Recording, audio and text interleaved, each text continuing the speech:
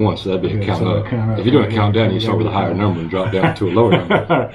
I did ask him to talk more, but he's talking more, right? That's for sure. Okay. Look at the camera. Hey, camera. All right. What's going on, everybody? Welcome to the first episode of Nobody and Somebody. This podcast, we're starting here tonight. We're podcast newbies. Neither one of us have ever done this before. Nope. We've come to find out, new tidbit, he has been wanting to start a podcast for a couple years now, and I've been wanting to do it, but I've been too chicken shit to do it. So here we go. This is episode 1, Nobody and Somebody. I'm the Nobody, your host Dave. I have a lot of other nicknames, but that's the one we're going to go with today until a lot of you guys get to know me later on. The person we brought in, brought in today is my good friend, long time friend, known this guy for over 20 years, or 2 decades, Brad. Sounds like a long time. We say decade, huh? Yeah. So we went. We didn't go to high school together, but we were hanging out. Same people in high school. During high school, yeah, same people. We were partying and getting in trouble and same shit. Yeah. So let me get his name out there. His name is Chris Torrey. This guy is an amazing human being that's had a colorful life. And what I like about this guy, it's been colorful. What I like about this guy is that we can go months without talking, but every once in a while we'll pick up the phone and just call each other and say, "Hey, bro, love you. Keep doing what you're doing. Hope everything's good. Wife, kids are good." And that's it. In the conversation, we back to normal shit. Oh, yeah, it seems like we always pick up on the last conversation that we were on. You know, that's it exactly. Pretty simple. Both of us have been on some adventures together and apart, and I think when we come together for our adventures, most of the time we don't talk for like 2 months, 3 months afterwards because we're just ready to kill each other, bring each other's necks. But the reason he is my somebody for this video, and the guy that I wanted to start this podcast out with, is because he's somebody that I'm super comfortable with, and to put yourself out there on the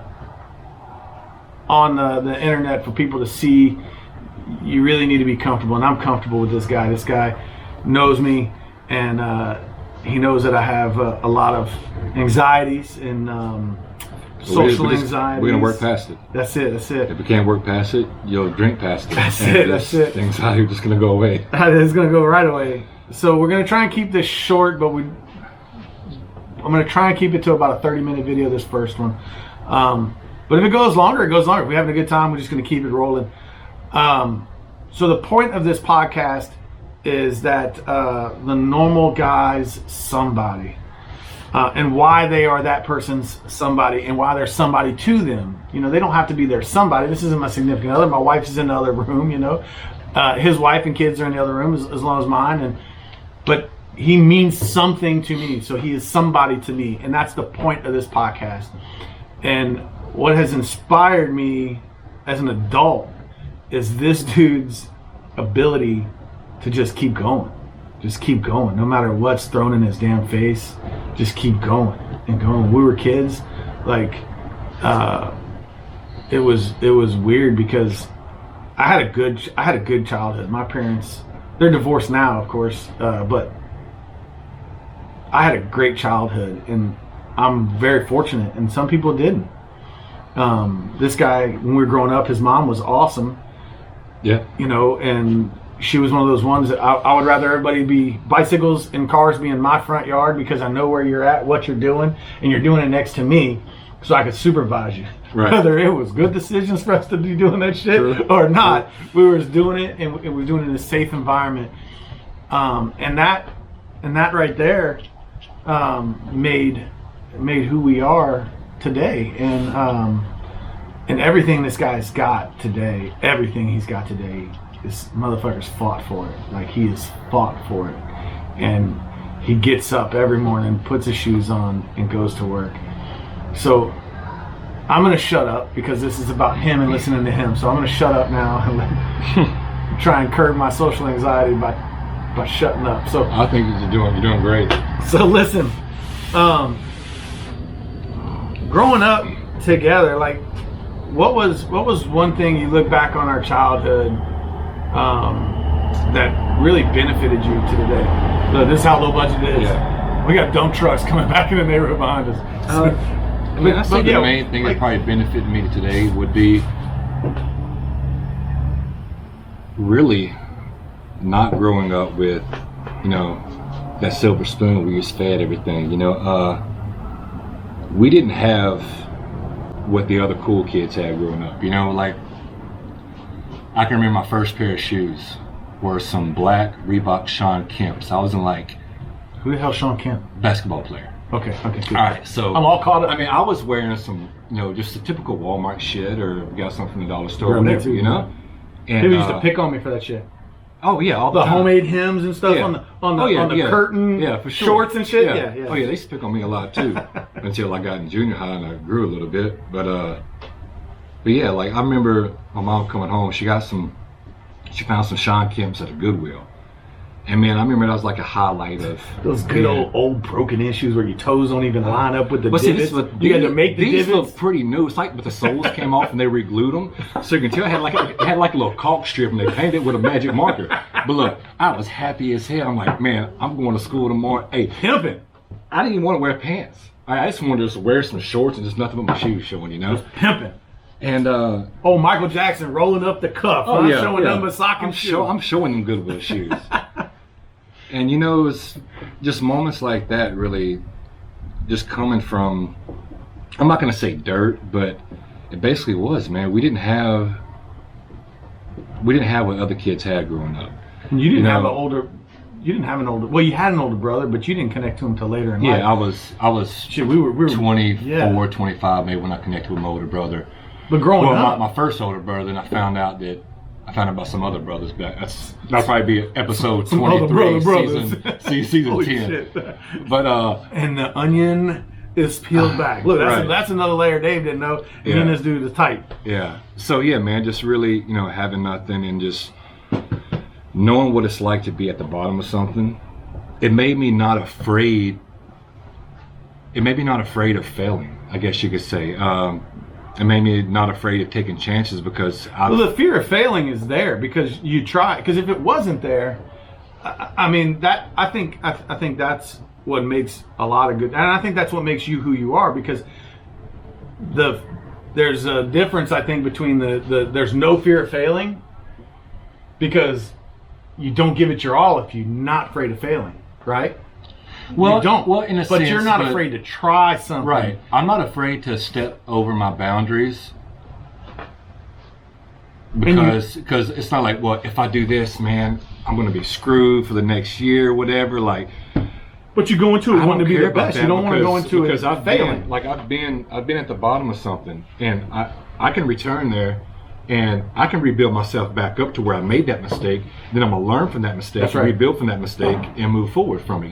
Yeah. So yes, I'm not afraid to fail at really anything. Growing up, not having anything benefited me really. I wasn't a kid that, I had a trust fund and I had this, I had that. No, I worked for every damn thing that I had. You did have that fire ass Mazda mini truck with the little 5.0. Hey, we used to tear it up, bro. Hey, we did. We tore it up. But yeah. Hey, I didn't really go to school much in it, but like after school, I picked people up and bring them like a football field and shit. We had we hooked all the audio up in it, ghetto style, tripping over cords. So if we got in an accident, we'd probably choke ourselves like an audio cord. Oh, for sure. But no, like back on track, I really do think. But you gonna bite me, dog? We got a dog under the table. Sorry. So what I do, I do agree with you, and I've always looked up to that. That's why you've always been one of those somebodies to me, is because you don't have the fear of trying. It's not the fear of failing, because you can get to that failure point, and you're gonna strive through because you don't want to fail. You're gonna do everything you can not to fail. Sure. Yeah. Right. So there is a fear of failing, but the biggest thing to overcome that fear of failing and to move forward is the fear of trying. Right. You never had that fear of trying anything. I had nothing to lose. No, and I always looked up to that I had nothing to lose. I mean, and not only, I looked up to the point to where, like at one point in time, like I was jealous, like extremely jealous of that ability for you to just like walk into a situation and say, F all y'all, I'm going to do it. Yeah. Whether you tell me I'm crazy or not, I'm going to go out there. I'm going to put a plan together, whether there's the wrong plan or the right plan. Yeah. You're going to go. A lot of times it hasn't been the perfect plan. Yeah. And it hasn't. And you figure it out on your way. And then, and then you got people that, yeah, we love you and we want to see you exceed. But then at the same time, that winkling of jealousy of like, why is this happening to him and not to me? Yeah. Thing. And I always had to tell myself, it's because he works his ass off for it. That's why. Yeah. And that's why I wanted to have this conversation, this table conversation with you, because I don't know if you know that or not, that I always looked up to you in that aspect and tried to emulate that a little bit to whatever I got myself into. Right. It's like and it's like this podcast. I've been wanting to do this for 3 years, but my social anxiety tells me that, man, I don't know if I can handle the negative comments. Right. I don't know if I can handle like everybody wants that positive comments, but dude, there's gonna be negative comments. So there's gonna be like people that are like, well, bro, why you doing podcasts, but you can't do this or you can't do that, but you got time for that shit? What is that other person doing other than getting on a little fucking keyboard? You know what they're doing? And they're giving me a deciphering everything that you're saying. Like, yeah, what are you doing? Yeah, and I have to. Well, who cares if this is a flop? What if this we do one podcast and then boom, it was a burn. People, hey, okay, so what? Yeah, then we'll just do another one. No, I get it. You know? No, exactly. And and I think this is. I think I'm thinking, but I'm hoping, and I'm at the point in my life and things I'm going through currently, and I've been through, to where most people don't start a bucket list until they're in their 50s, right? Yeah. 50s, 60s, they start that bucket list. I just hit 40 this year, but a bucket list doesn't have to be. You don't have to wait till you're old to do a bucket list. No, you don't. No, you don't. And because time is short. This time you have in life is short. Yeah. And I'm living proof of how you can be smacked in the face thinking you're the healthiest dude on earth. Yeah. And be smacked in the face and saying, brother, you might not be here tomorrow. You better take advantage of what you have today. And that happened to me. And it was a big epiphany. Bringing up your procedures. Is that anything you want to talk about right now? We can hit that. We can touch it later. After we get done with this. It's just. I think it correlates well with that fear to move forward. Yeah. And I think that was always one of your strong suits. Not only that, my dude, like, this dude's not bow-legged by no means. I think God molded like these curves in the inside of his thighs to neatly tuck the massive set of balls this dude walks around with because of the shit that he puts himself in front of. I mean, how many businesses have you started? Oh, man. A handful. Sure. How old are you? You what, 38? 38, yeah. 38. Yeah. I started one, and I'm 40. And it flopped. And it flopped like everybody told me it would. Those businesses weren't... A lot of those were just learning experiences. Yeah. I didn't do great at all of them. I didn't... They were learning chapters. Well, you say the biggest, speaking of learning chapters on small businesses, everybody in this world wants to be their own boss. Yeah. But there's not a lot of people that can be because they need that. Right. Go do this, come back, tell me what you did. Go do this, come back, tell me what you did. And then they need that attaboy. Man, you did a great job. Yeah. You shit the bed on that one. Okay, you did a great job. Keep working at it. But when you don't have nobody there to do that, and you're the one that has to do that, you gotta look in the mirror and you gotta wake up and hey bro, it's time to put your big boy pants on. Yeah. Get your shit together and get it done. Do whatever you gotta do to get to work, whatever keeps you busy, and do it. And just find the grit, I call it, the grit that keeps you moving forward. So what gives you that grit? What in you gives you that grit to move, to keep moving forward on Man, it really goes back to growing up the way I grew up and having 3 boys of my own now. Like, it's not really like, so whenever a child is born, in my eyes, that is a moment in your life that changes 100%, because everything you've done, it's like, you know, I'm doing this for me, you know, or me and my wife, or you start building things, and then I guess whenever you come to that point, all that really changes. Then you realize it really. Thank you, ma'am. Popcorn. It really wasn't for you. Like, everything you're doing now is for these little beings that you've created, and I guess that's what motivated me to move on even more and be more dedicated and more like wake up and just get it, or just, you know, sometimes it might not be wake up and get it. Sometimes it's wake up and like think of something different. What would be more beneficial? What will allow me to be home more? You know, and I guess, and going back to where, you know, you're asking me, you know, what else makes you want to do it other than the kids, you know, like the little one's probably about to run around inside the pool right now, is I never liked being capped. All right, you know, pause. Come say hi. Come say hi. Come say hi. Come say hi. Look. Come say hi. We're filming right now. You see that camera right there? Hi. Hello. Who you are? Hey, who you are? Who? I'm cool. That's Crew. You cool? All right, take your dog and go. Game on. Yeah, all right, yeah. So that's one of Hello Crazy was one of the reasons. But I never liked being capped. You know, what you mean by that? Like being capped, as in, so being young, not really having nothing, I was capped. You know, I couldn't do the things the other kids could do. I couldn't, you know, I didn't have this car to be cool like this one. So working for someone, it's like, oh man, I'm only going to make $40,000 this year. Well, Yeah. I can only do this year. And then it's like, okay, what, next year I might get $1 an hour raise? Well, I can only do this. No, I really can still only do this. Yeah. You know what I mean? So it made life just blah. So that was the click right there. That was a click, yeah. I got tired of making other people rich. Yeah. And rich in the sense of not just, I'm not talking about just money. It would be going into work and like, oh man, you know, me and the boys were here this weekend, went to the hunting camp, we took a vacation here or there. I'm like, you get to hear all this cool shit. I'm like, I wonder if they're gonna give me a week off this year, you know, paid. I know they're gonna give me a week off, but I wonder if they pay me this year. Because if so, you know, we could probably do something.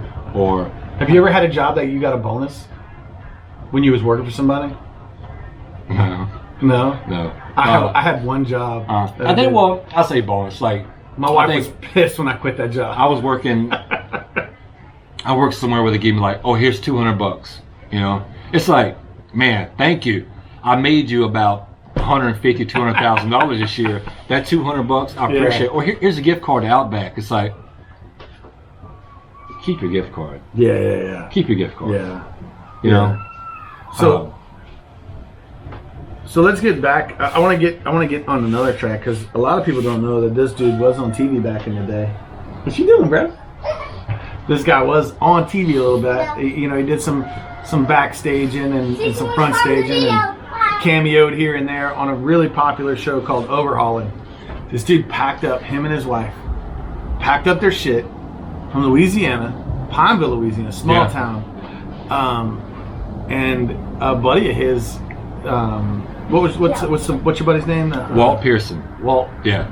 A great guy, super talented individual. Very talented. Taught me a lot. I mean, everything that I know as far as in the automotive industry, like being able to go into a situation like that, he just filled my brain. And I met him a couple times. And he seems like one of those cats that if you can't get along with that dude, you can't get along with a rock by yourself in a room, padded room. Exactly. You know? You just need to go somewhere. Right.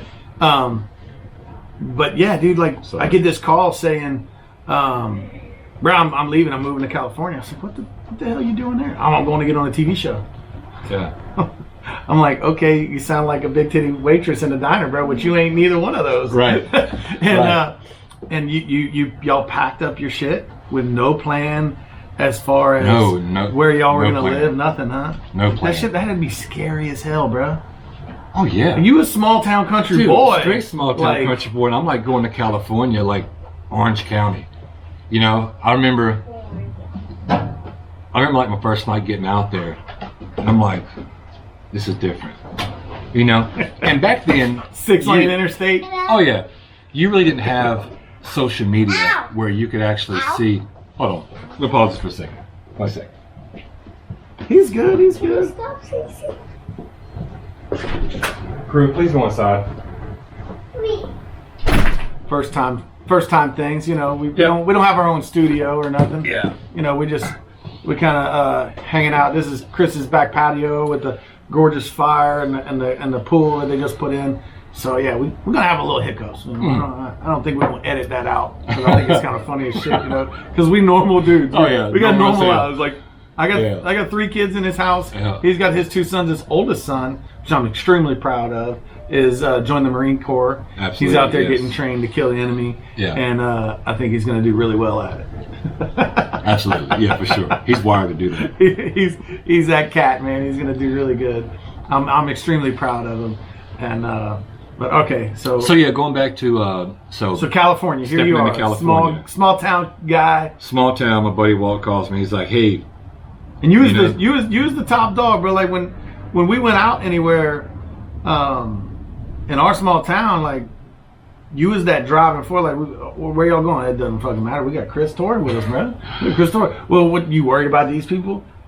Well, no. He's either gonna get a busted eye socket, or the other guy's gonna get a busted eye socket, and we didn't have camera phones back then. Yeah, that was. I'm glad we didn't. But those days aren't really anything to brag about. Did you feel like you was as big when you moved out to California? No. So you go to California and it's like you look around and you're kind of intimidated in a way. It's like because everything is it's perfect, you know. As in like scenery. Because I haven't met a lot of people from there. Well, scenery, like the cleanliness of it, where I was at. But you had this idea that people embedded in you when you're younger. Oh, people from California, they're this, they're that. You know, so when I get there, like I said, you didn't have social media back then. You didn't have social media to know exactly how some people were. So I get there, my guard is up, and so growing up as a teenager, you know, I had tattoos and shit like that, so people like thought, you know. But they wasn't the tattoos you have now. Those were some like pen and ink, prison tattoos. Yeah, but they still profiled. Yeah, you know? yeah. Then when I went out there, it's like all these people are tatted. They have mohawks. Like his hair is blue. He's in a suit. Damn, that's Gucci. That's pretty fresh. But everybody was just doing their own thing. You wasn't like picked out to be judged. Yeah, that makes sense. Like no one really like. Look at that guy right there. Look at that guy. And that's why you don't have a whole lot of people from our town that like get out and just do shit. So once I got out there, guard was up and guard was down. I'm like, these are some really cool people. So, like you realize that your life and their life didn't affect each other. You just did you. Yeah, and we just learned who we lived you. differently. Yeah. We grew up different ways, but we all were just evolving. Yeah. And I admired that. At that time, I was still in the Army, and I was kind of living kind of like vicariously through him because I had to be at a certain place, at a certain time, every day, day in, day out, and this dude was out California. Look, man, it watching him, and it was awesome. I mean, it was awesome, but it wasn't easy. You know, no. When I first went out there, I didn't really know I was going to have the opportunity to actually be on the TV show. Like, hey, come, you know, participate in this build, and we'll see what happens. It was just a hey, I think we might be able to get you on, right? Yeah. But that was the only job offer, and it was hearsay job offer, right? Yeah. Like you picked up and moved out there with like no. I didn't hearsay job, right? I didn't pick up and move out there. It was basically an interview. So we went out there, flew out there, worked 8 days on the episode, and then after that, they're like, all right, you work your ass off. You seem talented. We're gonna hire you. So then my wife and I was like, we have to make a decision. Well, she wasn't my wife at the time, but like we had to make a decision. Like, you want to do this? Like, yeah. What do we have to lose? You know, it's gonna suck. Yeah. So we went back and just kind of sold some of the stuff we had, And basically, when I came back out to California first because we had an 8-day break and we started filming again for a new episode. When was that? When was that? Because 2005, 2006. Because I remember I was still in New Orleans. 2004. I was still in New Orleans. I was still stationed in New Orleans, and I went on my first deployment. And while I was over there, I think all that transpired. And then when I came back, Katrina hit, and then that's when I moved up to LA. We got to hang out a little bit. We went right after Katrina. Yeah, it was that's right what I thought. Because I got restationed up that way to Pineville, Tioga area, and then from there, that's when you guys left. Right. Shortly thereafter. Yeah, it was shortly after Katrina. Yeah. So we get out there and that was definitely the time to move out of Louisiana, I think, at that time, because everything was chaos. Even though, Pineville, Alexandria didn't get hit by Katrina, we got hit with the influx of people. Yeah, and it was a time in my life to where I had to make a decision. I got into a lot of shit. I was in and out of jail, so I can't tell you the times I've been to jail, over stupid shit, fighting, drinking. And it was either, all right, you're either going to follow the path of everyone else in this damn town, or that was my first click to make a jump. Yeah. It was good. It was a perfect time. Worst case scenario, I'm going to be back where I was at. Yeah. And who cares? Yeah, and it was a great. I think it was really, really good for you because when you left and you came back, I remember when y'all moved back, you weren't the same person. No, you weren't the same person, and you didn't move. You didn't move down here first. You had moved back, and you were back in Pineville because we were going to the gym every day together. Wait, when I moved back from California? Yeah. No, I moved here from California. We were going to the gym and stuff when I was working at the Glue before I moved to California. So after. Okay, yeah. So that was, you moved a little later then. Yeah, it was the year. Is it just we getting old? Like our memories just ain't freaking overlapping, right? We're fucking drinking wine. We should drink whiskey. I mean, come on. Are we getting old? I guess the timeline does line up because, that was starter wife for me. Yeah, starter wife. That was my starter wife, and we were working our hard and heavy, damn near clubbing every night. I was working full time, and then we start drinking Wednesday, stop Sunday, recover Monday and Tuesday, and back drinking Wednesday. And I was riding pretty hard on motorcycles at the time. Yeah. And then you had left, and you were always that buffer, that kind of like that buffer whenever we went out. Like you was the one that we both walked and talked, not walked and talked the same, but we carried ourselves the same, head back, chest out, walked around anywhere with pride. But at the same time, like I didn't have as much aggression as you did. You was full of that shit. Got me in some shit. You was full of that stuff, and then and a lot of I remember when y'all left, and then you came back. Y'all came back for starter wife wedding, and then you were like, "Holy shit, dude! What are you doing?" Yeah. Because I had kind of absorbed that role on my own, and I was going out and I was just doing stupid shit. Things you think are cool, what you should be doing, or I didn't give a shit. This model you should be. Yeah, I fell into that trap. I was young. I was like looking for a group because we were tight. Yeah. And then when you had left, and then a couple of other friends left, like I didn't have that. We didn't have that group of friends anymore. Kind of like that compass of moving forward. So dude, I took on that role of cool, calm, and then push me when I'm drinking 0 to 100, like, 0 to 100 like that. Yeah. And I was not a big guy by no means, 6 foot, but I was probably, 100 pounds lighter than I am now? I wasn't a big guy back then. I was 6'2", 166 pounds. Just a wound up. The only reason I say 166, that's what was on my license.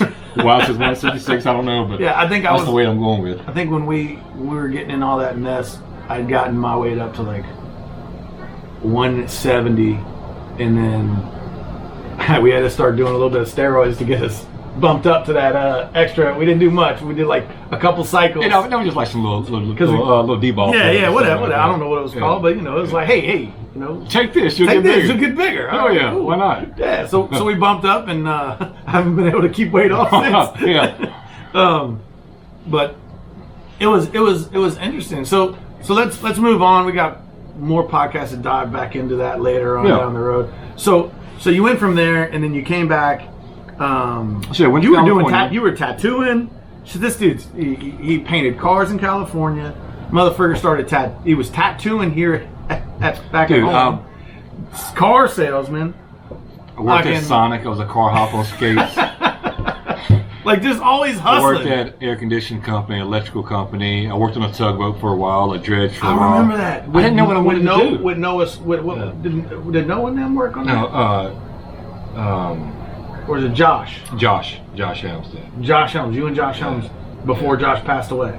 Yeah. Yeah, I remember that. We had a massive party celebrating that dude. Yeah. He was one cool kid, man. I remember him in high school, man. Great guy. Yeah, so I mean, I didn't know what I wanted to be, man. So you just tried a little bit of fucking everything. Yeah, man. I'm like, something's gonna work. So I got a handful of darts of jobs. We're just gonna start doing all this stuff, and man, the reason I got into cars was we used to drag race and shit. You had that old ass boat Mustang, and I had my little bitty F body Mustang. Yeah. But it all stemmed back to like, the guys with the cool cars used to get the girls. I'm like, that's right. I can't afford this shit, so I got to build it. I always had I had the hoopties, man. Yeah, I still got. I got to build it. Yeah. So man, I started doing. I went from doing all those different trades to worked at a car dealership. I was selling cars, and then like went to this other shop. Like, hey, I got this Mustang. What would it be to paint a fender? This, that, and the other. He's like, can you work on a car? I'm like, yeah, I basically do anything I put my mind to. He goes, well, put that Mercedes together. I'm like, I've never even touched a Mercedes. I grew up around. They have special screwdrivers. I grew up around Ford Festivas and Escorts and shit. So I'm like, yeah, I'll put it together. So I put the little SUV together. And he's like, you want a job? I'm like, yeah, sure. So I'm thinking, who was that with? Was that over there on Roe Gully? That was John Abshire. No, it was John Abshire shop? Yeah, he was a dick, man. But he isn't he in jail now? I think he passed away. Did he? He was in jail. I think he passed away. Damn it, man. But he was a cool dude. I didn't know him very well, but I'm gonna say he's a dick. He got to where he was a dick at work at times, but outside of work, I mean, we go on the party bars and stuff like that. I guess then I didn't know how to shut off friendship and work, So I was like, oh, this dude's a dick. But it's like, why are you cool this weekend? Well, because we're out of work. So kind of learned from him. Then got into the job at his body shop off Roe Gully, K&M Rebuilders with Keith Stokes and Ernest Jones, and that's when I started like, I like this shit. I thought Abshire was on. Or you went to the other place after Abshire? Yeah. Oh, okay. The other place after Abshire, and then that's when you. Shortly after that is when you. That's when I met Walt and went to California. So back to California. California wasn't easy, man. It's people think, oh man, you're on this TV show. You hung out with these celebrities. Give me a loan. You're on TV. I need a loan. You got some money? Celebrities didn't. I was never starstruck. I gave two shits about a celebrity. I'm the same way. Yeah. Remember when you had Chip call me? Yeah. I was pissed. Yeah. I was having a bad day. I answered the phone like, who the fuck is this? Yeah. And he started laughing, and I recognized the laugh from the TV show, and I'm like, wait, the laugh, Chris, is this Chip Boost? Yeah. He started laughing. He's like, yeah, what you doing, Dave? Yeah. I was like, motherfucker. Yeah, the one time somebody calls me that's famous, and I'm gonna be like, who the fuck is this? What do you want? Right. What was it? Y'all were just calling to try and find. Yeah, no, we were. I think we were in between filming, and I think was probably doing some little work at his shop, or I was working at Lanzini's or something. There was a little sandwich shop. I say sandwich shop, a little lunch place at the end of the road. I said when you took me to when I came out. Yeah. Yeah. Okay. Yeah. And we all were just there for lunch. But yeah, going back to people thinking that you're on TV. It's man, I didn't make shit. No. I lived in a went to one bedroom, 2-bedroom apartment. Small apartment, like Paid almost amount of money no for bigger it. than this, for like what, $2,400 a month. It's insane. Barely, dude, we barely made it. I literally 3 years straight. Water, weed, and rent. Yeah, smoke a lot of weed. That's all you could afford out here. I didn't smoke weed till I went to California because I was like, damn, this shit's different. So No, we smoked weed before you went. It was just a different kind of weed. Yeah. But I remember I worked 3 years. The only time I took off was for Sam's wedding, your wedding, and I came in one other time. That was 3 years. I remember that. 3 years, man. I worked every single day. If I wasn't working on the show, I freelanced at another body shop, or if we weren't doing that, I met this guy named Henrik. He was a builder on overhauling with me, and we would like go up to Santa Barbara and we like move like people that own production companies and celebrities and things like that. It was a nonstop grind.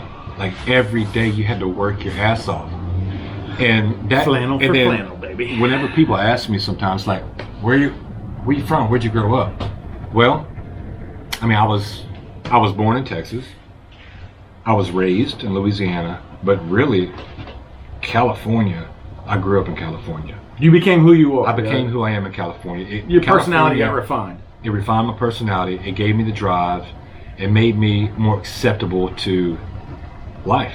Yeah, no, and growing up in Rapides Parish is so closed-minded. It's like, oh, it's got to be this, it's got to be that. Oh no, those people act like they're too good. Fuck them. Yeah, really, no, really. No, and I understand that. How old were you when out there? You were what? You were in your early 20s. Yeah, I was early 20s. All right, so that same concept. So people say, hey, where'd you grow up? I didn't grow up until I got out of the Army. Yeah. I didn't grow up and find out who I was and who I needed to be. Because at the time you were who they wanted you to be. You couldn't really. I was definitely not who they wanted me to be. I was not the role model soldier, but but you were still in command of someone. I was told what I needed to do. How I needed to act, what I could say to people, how I could say it to people. And you're taught that, and that's great because those, and I don't regret any of that. I don't regret those 15 years at all about that because I met amazing people and interesting. But like you're saying, like you didn't grow up until you moved out to California in those few years that y'all were out there. That's who you found out who you were. Yeah. And I feel the same way. Like I did all of my adult growing up here in Lafayette, and and I grew up in Mandeville, Louisiana, and then I went to high school in Pineville, in Tioga, because my dad got restationed there, But I didn't grow up until I got out of the Army, right, and had a family, and actually like quit working for people and started working for me. It changes you. Yeah, and it changes you. You grow. That's when you grow up. That's when you become who you are. For sure. And no, so I completely understand that. So when y'all came back, man, y'all came back down here. Y'all started you started working for. So we. You started working for a couple body shops here, right? Yeah. So before I left, I was working. TV show kind of canceled. Then I started building Ferraris. And that was that guy that did the custom the custom bodies and stuff. Yeah, right? all aluminum chassis, all aluminum bodies. That dude's shop was legit. A lot of homemade equipment, tables. Yeah. I remember that. That was I was one of fortunate those shops to be able that really inspired me when I went out there. Man, I learned so much from that guy. His name was Steve Beckman Metalworks. He one of those guys that you're not from California, which I don't think he was. He's one of those just like down to earth, chill, like he was a cool guy to work for. Yeah. But the economy started crashing. It was tanking, and my wife was she was working for like Lending Tree, and they were laying people off and things were just getting bad, and so And look, through all this, she played a huge part on the growing up part, you know. Yeah. She kept me in check with so much shit. Like, you know, I owe a lot to her. If it wasn't for her, I don't know if I would have kept the same mindset that I have today. You know, she pushed me, and she directed me in so many ways that if I'd have been a single guy, I probably would have. Not saying I wouldn't be doing what I'm doing now, but it probably would have taken. She was a forceful structure in your life. Oh, for sure, and still is, Yeah. like, still is to this day. And then some people think, you know, forceful structure is a bad thing. Some people, It's not. Some people need forceful structure to keep them going. For You sure. know, especially like high attention deficit disorders and stuff like that. Right. Sometimes you need that outside yin and yang Yeah. push. You know, and I meet a lot of entrepreneurs that, you know, their wife works with them, Yeah. and at first they start the business and this and that, and they start going by themselves, and then next thing you know, like, they bring their wife in, and then it becomes a family business, a true family business, and that's when you really start seeing those businesses flourish. Mm-hmm. Those ones that where the dynamic works very well, because when you're at work, you're at work. I can be mad at you at work and tell you need to quit being lazy, and you need to do this, you need to do that, or hey, look, we need to reorganize the day. I don't think this is where we need to be. Right. We need to do this, and this, and I think we're going to be more productive if I do this, and this. And those dynamics work really well. And you and your wife have always, not always, but I'd say within the last 10 years, Yeah. 10 years or so, y'all really refined that. Yeah. Even though y'all might work two separate jobs, Yeah. they overlap a little bit. Right. And y'all have always worked really well and supported each other in what you needed. Yeah, for sure. From the outside looking in. Yeah, I don't know about it from the inside looking we've out. kept You know? each other on track. She's definitely kept me on track more than I probably kept her on track. But, you know, I mean, we're like anyone else. We still have, we're married. You know, we've been together since we were kids. You know, you grow up together. You know, your minds have different directions. Yeah. You know what I mean? Yeah. We're not all wired the same, so you're not always going to agree on everything. But, and we're still here. We have a beautiful family, you know, and we still work on. We can 100%. still work on shit every single day. You know, every day. Oh yeah, me and my wife are working some shit out on the way here. Yeah, it happens. Was working some shit out on the way here. All right, so before we get ourselves in trouble with all that bullshit. Yeah.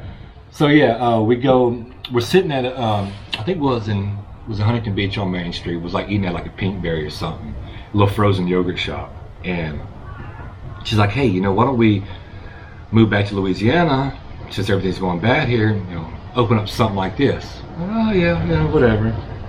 And like a couple of days go by, I'm like, all right, so if we move, I can't go above I-10. I just can't. I cannot go north of I-10. So she's originally from here. She's like, well, let's try the Lafayette area. So I met you for our motorcycle ride. So the day that I was coming to meet you when you was coming back from, was it Afghanistan? Yeah, Iraq? it was Iraq.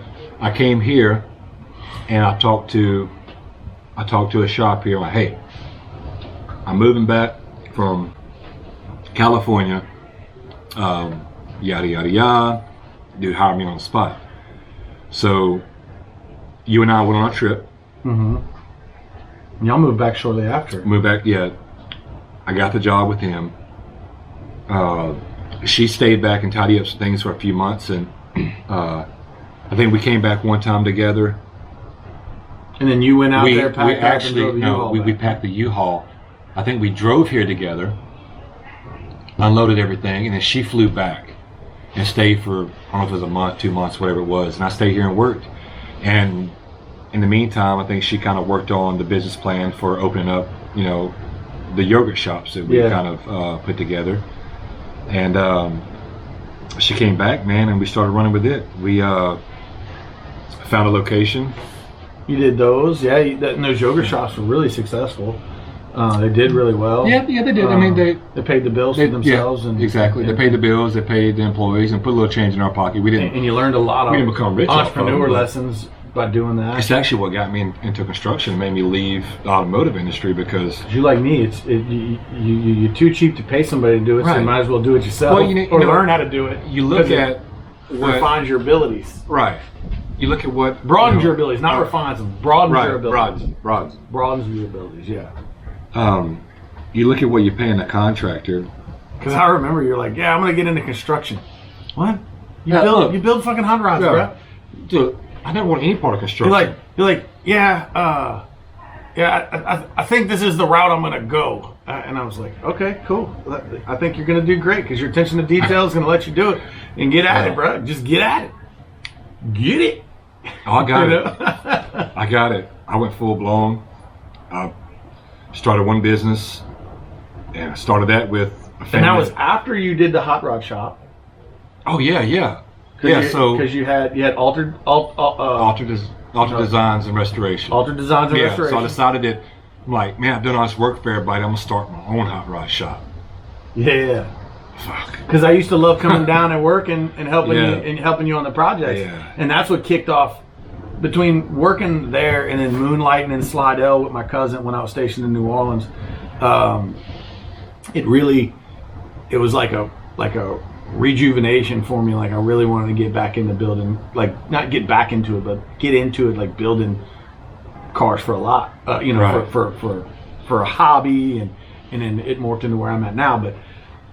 But that right there, that you opening that shop was probably, I remember calling you, be like, bro, you doing it, dude. You doing what we always talked Yeah. about, bro. It's like this Dude, is fucking happening. That business was like probably that was the highlight of everything in my life. I'm like, man, I got this shop. It was a big shop, nice I shop. have like almost $1 million worth of cars in here. Like, I'm like, this is life. And then I messed up and was too focused on. So the work that needs to be performed here versus what I was used to doing was a little different.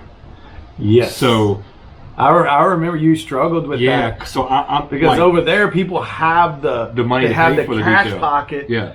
to have you have a car for 6, 7, 10 years and go in and put 200 hours in a panel this big Yeah. because it's going to be perfect. Right. You know, here they don't have that pocketbook. Yeah, and it was like I could have half-stepped what I was doing, and my customers would have been happy, but I didn't know how to do that. So I would like eat them like it's not perfect. At the end of the day, like looking at it now, I'm giving you like a $60,000 hot rod when You only give me 10 grand. In my mind, I'm doing a $200,000 foos job, or doing a fancy paint job for Santini or something like that. Like, You're barely making enough to pay the bill. I didn't even make enough to pay the bills. It Yeah. was hurting me. And then when times got bad, I had these young guys working for me. I'm like, I can't let them go. So it's like, you know what? I'm just gonna pay you. Things are gonna be all right. I'm just gonna pay you.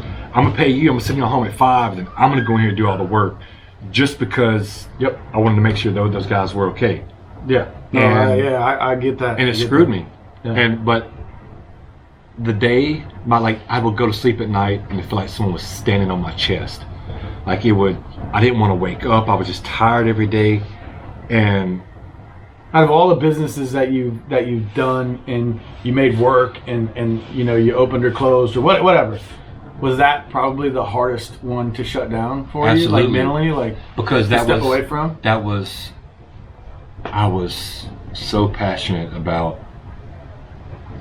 creating something with my hands that not other people could really do, Well, I completely understand. Like I was very passionate about that. It's something that I loved. I loved it for so long, and now Shit, you ain't touched a car in 10 years. It seems like. no, I won't. I won't ever go back there, because there's a part of me that doesn't want to get myself back in that situation, because it's like losing. It was like losing a family member or Yeah. someone close to you. That was my baby. Yeah. That was my baby. And the day I shut it down, I remember sitting in my empty shop, and I didn't cry. I came close to it.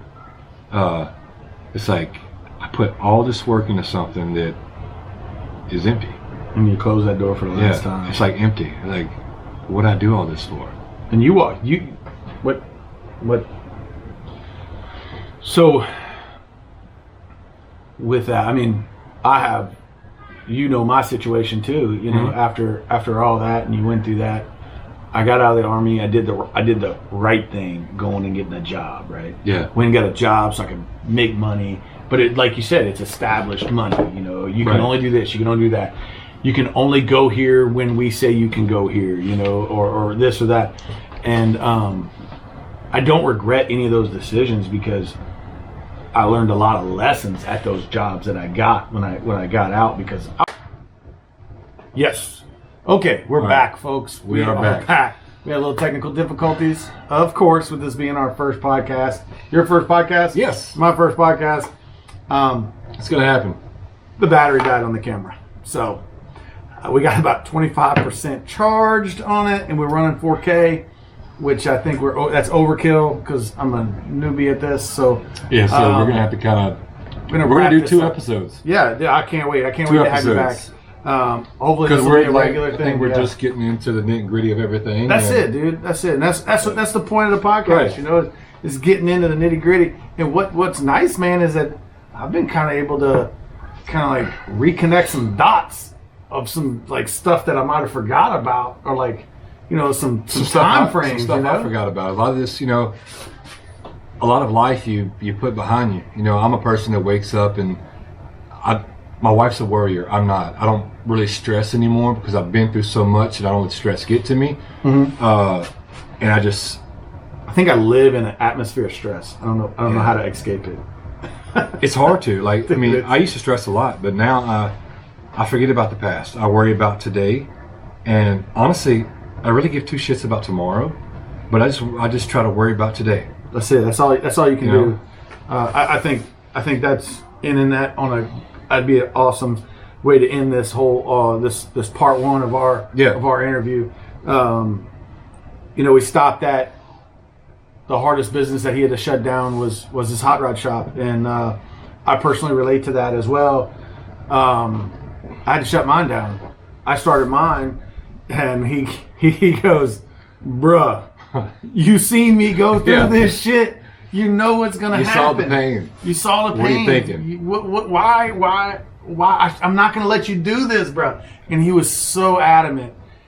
But I seen the mistakes. I seen the mistakes that he made. He told me about the mistakes that he made, and I made some of those mistakes, the same mistakes, but at the same time, I think I made them in different ways. Yeah.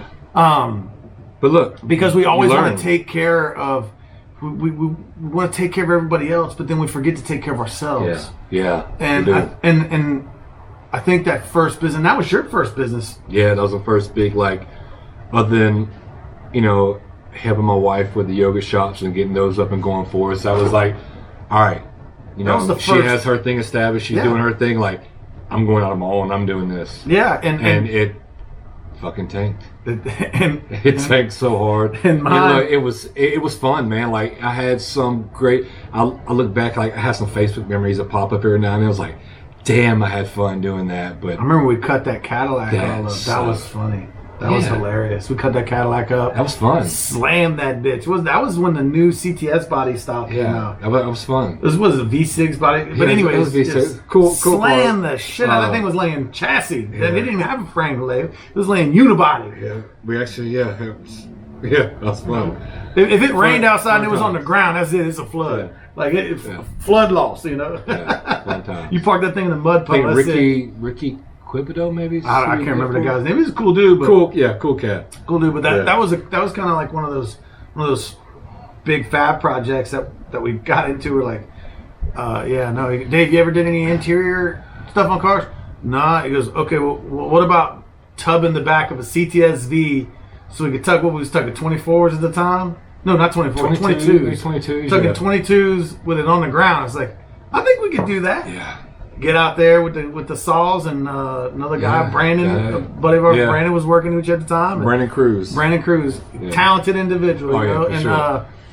And we got out there, we just started cutting the fuck out that car, just cutting it. And we enjoyed it. I mean, Hey, look, when we're done, came it out looked great. factory. It came out great. It Yeah, looked like it came from. we a was able to factory keep like the factory rear seat, and that fender well was in the Yeah. back of that seat. that. We ended up like cutting out of the. I cubed. Remember, I took yeah. a razor blade and I cubed the back, and I was like popping Yeah. foam pieces out like Yeah. a pelican case, you know, just like popping the pieces Right. out. And That's what's cool about that shop, man, because so many people came over and helped and made memories. You know, I let guys I was working on their cars, you know, or they just wanted a spot. I'm like, all right, you know, you can take a spot. I'll kind of. And I did the same Yeah, shit. And, you know. and I think that was one of business 101 was if there's space, make money on the space. Yes. It's not about, I don't need to pay you to hang out with me. Right. Because I want my friends to want to hang out with me for me, Right. not for all the bullshit that you got, you know, Mm-hmm. and what they can get out of it. For And sure. I learned that lesson as well with my shop. And, you know, the biggest thing I was nice is I didn't have a bunch of loans. So when we was able to shut down, I was able to shut down. I took a couple of projects with me, you know, to wrap them up just because they were cool projects. And I just couldn't let go. And I was envious of the way you was able to let go. I had to. I had no choice. And I wish I could have had that clean cut. I really do, because I think my life, this last year of my life, probably would have been a whole lot better. You know, my wife and I were about to get married, and it was just so much was happening. I'm like, you know what? I tried it. It didn't work. Yeah. I have to let it go. And dude, it was such a relief. Like after a few weeks of being able to breathe. Yeah. But then we'll go down another rabbit hole. We'll go down another rabbit hole. So this episode, we're gonna kind of cut it short. It ain't gonna be short. I mean, we had 58 minutes now on our first episode. We're not even getting into it yet. We thought we were gonna be tongue tied and sitting there Yeah. with our thumb in our butt Yeah. after about 10 minutes, you know. But that's what's great about doing this first episode. We getting all the nerves out because it's me and my buddy, Right. my best friend. You know, ride or die. Even if we don't ride together all the time, you know. That's right, for sure. And I love this man, and I love his wife. I love his kids. You know, Feelings mutual. for they're sure. they're extensions of my family. And getting back to the beginning, you know, about bucket lists and us being young, and don't wait, because you don't know when you're going to have that time. And it was very important to me to get this in because Chris means so much to me. So I'm 40 years old. Another reason we shut the shop down is I've had 4 strokes. I've had a valve replacement at 34. And now on the 28th, which is in less than 8 days, I go back in for surgery to replace the same valve that they told me I would have for 15 years. And I think it's because I just wasn't taking care of myself like I should have. I mean, I'm not going to stop. I'm not going to slow down by no means. I'm not going to stop doing me. But at the same time, I thank God for these illnesses, because it's told me. It makes you realize what's really important. Yeah, it says, hey, you know, you're not going to work till 8 o'clock at night. If you're not making the money to pay the bills already, you need to change, bro. You need to change. You need to change. And getting myself out there, I wanted to get a car at SEMA. We did it, and guess what? I had 2 more strokes. That was my 2 strokes. Right. They used to call me 2-stroke before. 4-stroke Dave. 2-stroke Dave dirt bike, you know. Now I'm 4-stroke Dave, and those last 2 strokes opened my eyes up, and I'm so glad I got to get a car at SEMA. It wasn't the best car out there by no means. But you accomplished something that you've always wanted to do. It was a hoopty. It doesn't matter. But it was a diamond in in the rough when you looked at it up from the side. That patinaed white and teal 37 model Plymouth on 33 Swampers, bro. Named Gator Bait. I mean, that thing is legit. Yeah. And we're about to go get it road legal this week. Yeah. So, like, people, the message that I want to get out is don't wait. Don't wait to do these things. Because when you're faced with end of life situations at an early time in life where you're just starting to mature in life, and you got so many things to look forward to, like you want to see your daughter, your only daughter, get married. You want to see them go down and you have to start now prepping for end of life for her. Yeah, you gotta prioritize when she's that old, when you're not there, and this second surgery has brought that to the forefront for me so much. But that's something we're gonna get past. You're gonna be healthier than before, and we're gonna. And I was gonna do somebody else for episode 2, but what I'd like to do is as soon as I'm out of surgery, let's pick up where we left off. As soon as I'm out of surgery, to where I could sit up and stop drooling. Yeah, I want to do this next episode. Drool. Hey, look, we'll get you a little popcorn bucket. Hey, we're good. And I really want to get this next episode in and get more into depth of who you are now.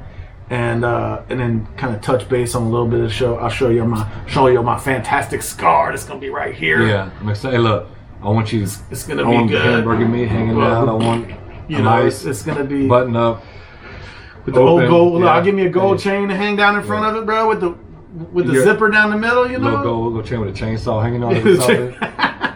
No, I think they use that multi-tool now. There's that little multi-tool right there. But no, it'd be gangster if you said it was a chainsaw. It would be. But for those people that are gonna actually see this video, or hopefully later on down the future, this podcast makes it, and you go back and you want to see where we started out at. This is where we're starting out at. Starting out with 2 good friends, hopefully turning this into something else, and we're looking forward to talking to other people. We want to know who your somebody is. Right. We want to interview that person. We want to bring them down here, show them some good food. If they out of town or whatever, show them some good food, some good hospitality, some Southern hospitality, and get them on the show and let them tell their story, and have you on there too, because you're the person that there's somebody for. So we want to hear that both sides, you know, and go back and forth and kind of dig some things up out of y'all's relationship that might make your relationship better, or you might not even know that somebody thinks you're their somebody. Exactly. You're their person that motivates you, that motivates them when they're your person that motivates you. So and I think that's something you and I will touch on again in another episode. You know, you were talking about, you know, how you envy things that I was doing when we were younger and shit like that, but you know, ways I looked at you as well as where you established, you know, what you had at such a young age and where you was at, you know, that meant a lot to me as well. And I think we might just dive into that a little more later. Hey, look, I'm an open book. I'm gonna be an open book, just like I'm gonna be open up on a slab, bro, just for everybody to see, you know. But and again with this podcast, you know, it's starting from the bottom. That's it. You know? That's it, man. Work from the dirt. That's it. Go where you can go. Oh, I do want to. He doesn't want me to tell you this, but this man also recently is starting another business because he hasn't started enough. If you notice his hat, he's a fisherman. He just started. He's a pro angler. Well, not pro, but he's a professional in my fucking books. So he goes all over the place, bass fishes. He's one of the best fishermen I know. I've ever had the pleasure of knowing. And we used to go fishing for a good time, not to catch fish. That's right. And now he really good time. Now he gets to do both. And he's starting his a line of lures. What is it called? It's going to be the little company is going to be called Torco Tackle Company, and we're really going to try to specialize in larger style like glide baits and big swim baits. You know, something I don't know what that is, but it sounds awesome. Yeah, it's kind of out of the ordinary of just, you know, H&H you should get from the convenience store. You know, it's big 8-inch, 10-inch glide. Was that like the little thing that rattled? No, that was with the thing on the back. It went. No, it made that noise too. No, it's totally different. Totally different. Way cooler. But we're gonna dive. I want to dive on the next episode. I definitely want to dive into this and kind of more, because I want to see these like molds that you came up with and stuff, and kind of how you morphing into that. Yeah, for sure. Because I'm super proud of that. You know, I'm extremely proud of that. I tell everybody, I got my buddy. He's a pro angler. You ain't shit. Yeah. Well, you know. He be ripping lips. I think that's the saying on the fishing tour tournament stuff or whatever. Yeah. You know, so, hooking them up and ripping lips, baby. You know. Sounds really good. But But I want to dive into it, and hopefully we'll have a little logo and where you can go get the lures. Yeah, for and, sure. And what's your Instagram so people can follow It's you? I think it's Chris Torrey _ something like that. But it's funny. Like, what's your cell phone number? I don't know. I don't know. I have to look it up. What's your mama number, bro? Yeah. But in 1997, I knew all of that. Oh, yeah. But not now. Knew everything. Well, hopefully we'll get his Instagram so you can follow him. He's always posting good content, people to follow, good words of inspiration, you know, because that's what he's moving to, you know, and I think it's a wonderful thing. I think as we get older, we start looking at our lives and what we've done and where we're going and what we want to be and the role models that we want to be, and not being scared of the shit that we did to come back and bite us in the ass because we've both done some shit. Yeah, don't. We're not proud of, but. You don't have to be proud of it, but don't be ashamed of it. But yeah, it makes you who you are, you know. And it makes you, if you don't make mistakes, you don't know what to not do the next time. Exactly. You're exactly right. So I want to thank you for listening, for tuning in, and please come back. I'm hoping to have this out right around Christmas. That way, we can get the second episode right after the New Year, starting off 22 with a bang, 23. 23. With a bang, 20, yeah, and then 22, and then we'll dive back in it. Merry Christmas, everybody. Please enjoy your families, and please get the fuck off the couch. Yes. And stop waiting till tomorrow to do things. Do them now. Do them when they count, because you're only gonna live once, and I promise you that is from the heart. Do it now. Quit being a pussy. Get off the couch. Love you guys. Merry Christmas. Merry Christmas. Peace out. Peace.